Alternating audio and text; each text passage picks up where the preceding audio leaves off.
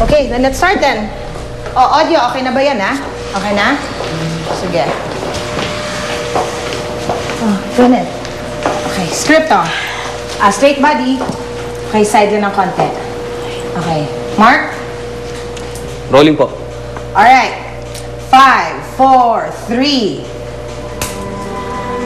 Samahan ninyo akong lahat sa paghahanap sa aking anak.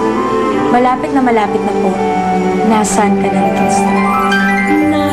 Good. Okay, next wheel.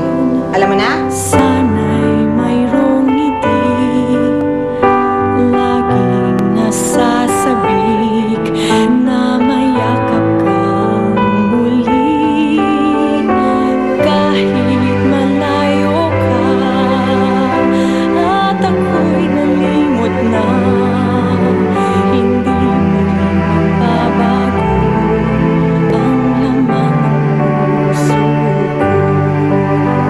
Sana'y makita ka, sana ay nandito ka. Nais kong kasama ka, my little star, nasan ka na? Daylight, it came so fast, and the night it came to pass. Good. Even stars, they fade away, but my little friend, please Ay, make up. Sa ilong. Make up up. Janet, are you ready? Alright. Mark. Rolling po. Alright. 5, 4, 3. Maraming katanungan, malalaman ang mga kasagutan. Abangan ninyo ang revelasyon dito. Nasaan ka na, Little Star?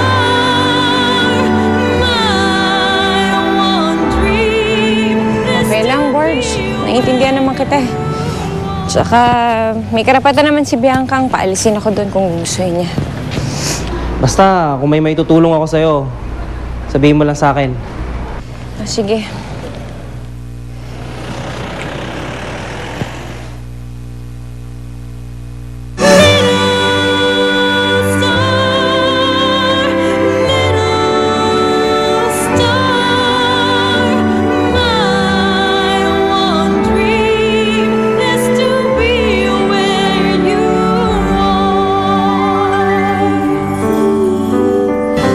Inayawan ni Gwyneth ang bata, kaya nako siya ni Helen.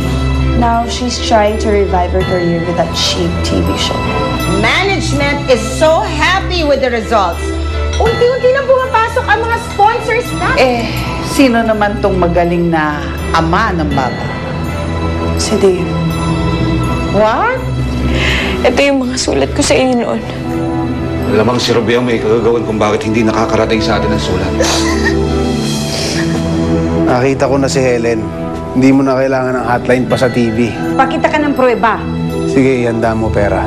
Ginagawa ng mga gamit ko dito. Ano ginagawa ng babae yan dito? Wala!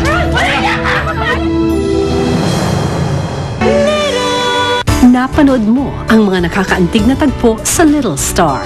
Hatid sa inyo ng Nestle at Tide Taba Bar.